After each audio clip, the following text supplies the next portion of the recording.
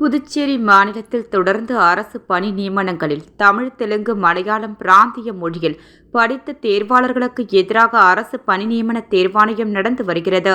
ஏற்கனவே நடந்து முடிந்த பொதுப்பணித்துறை பணி நியமனம், ஊர்காவல் படை தேர்வு உள்ளிட்ட பல்வேறு பணி நியமன தேர்வுகளில் பிராந்திய மொழிகள் பாடமுறைக்கு எதிராக அரசு பணி நியமன தேர்வாணையம் செயல்பட்டது. குறிப்பாக ஊர்காவல் படைத்தேர்வு விவகாரம் உயர்நீதிமன்றம் வரை சென்று 8 நிதியரசர்கள் விசாரணை நடத்தி முறைகேடாக தேர்வு நடத்ததை ஒப்புக்கொண்டுள்ளனர்.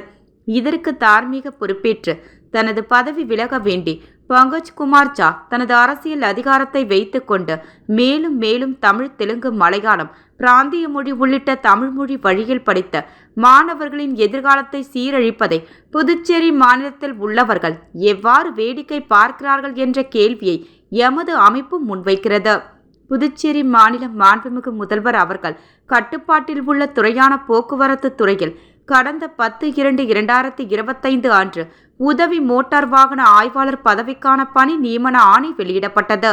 இப்பணி நியமன ஆணை தமிழ், தெலுங்கு, மலையாளம் பிராந்திய மொழியில் கல்வி பயின்ற பொறியாளர்களுக்கு மிக பெரும் அதிர்ச்சியை ஏற்படுத்தியுள்ளது. இப்பதவிக்கான தேர்வு இதற்கு முன்பாகவே 10/11/2022 அன்று அறிவிப்பாணை வெளியிடப்பட்டு நடந்து முடிந்த காரணத்தினால் மீண்டும் தற்போது நடத்தப்படுகிறது.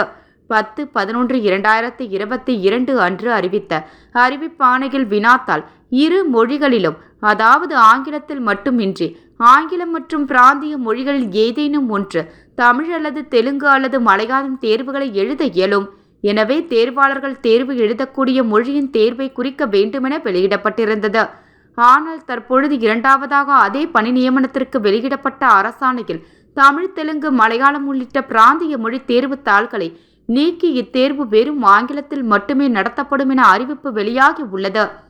இது பிராந்திய மொழியில் படிப்பு தேர்வாளர்களுக்கு மிகுந்த ஏமாற்றத்தையும் அச்சத்தையும் உருவாக்கி உள்ளது.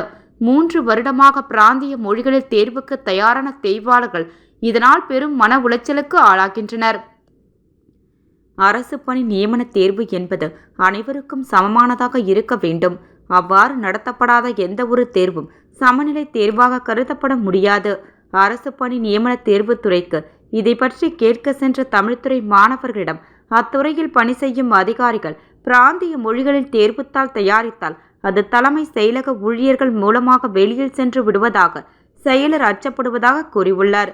இது நகைப்புக்குரிய செயலாக உள்ளதோடு புதுச்சேரி மண்ணில் பிறந்த பிராந்திய மொழி அதிகாரிகளை கேவலப்படுத்தும் செயலாக பார்க்கிறோம். தலைமை செயலகத்தில் பணி செய்யும் தமிழ், மலையாளம், தெலுங்கு தாய்மொழியாக கொண்ட அதிகாரிகள் கேள்வித்தாள் திருடுபவர்களா என்ற கேள்வியும் முன்வைக்கிறோம். இத்தகைய அலட்சியமான எண்ணத்தை புதுச்சேரி மாநில ஆட்சியாளர்கள் வேடிக்கை பார்ப்பது நியாயமா என்ற கேள்வியும் முன்வைக்கிறோம். ஏற்கனவே நடத்திய தேர்வுகளில் பிராந்திய மொழிகளை புறக்கணித்தனால் உதவி ஆய்வாளர் பணி நியமனம் என்பது 20 ஆண்டுகள் தள்ளி போனதை யாரும் மறந்திருக்க முடியாது. அதே சூழ்நிலையில்தான் இன்று ஊர்காவல் படை தேர்வில் நடந்து வருகிறது. ஆனால் தொடர்ச்சியாக ஏற்க முடியாத காரணங்களை கூறி தாய்மொழி புறக்கணிப்பு என்பது ஆட்சியாளர்கள் அனுமதிக்க கூடாது என கேட்டுக்கொள்கிறோம். எனவே மாண்புமிகு முதலமைச்சர் அவர்கள் உடனடியாக இவ்விவகாரத்தில் தலையிட்டு இப்பிரச்சினைக்கு தீர்வு காண வேண்டும் என்று கேட்டுக்கொள்கிறோம். தீர்வு எட்டும் வரை இத்தேர்வினை ஒத்திவைக்க வேண்டுமெனவும் கேட்டுக்கொள்கிறோம்.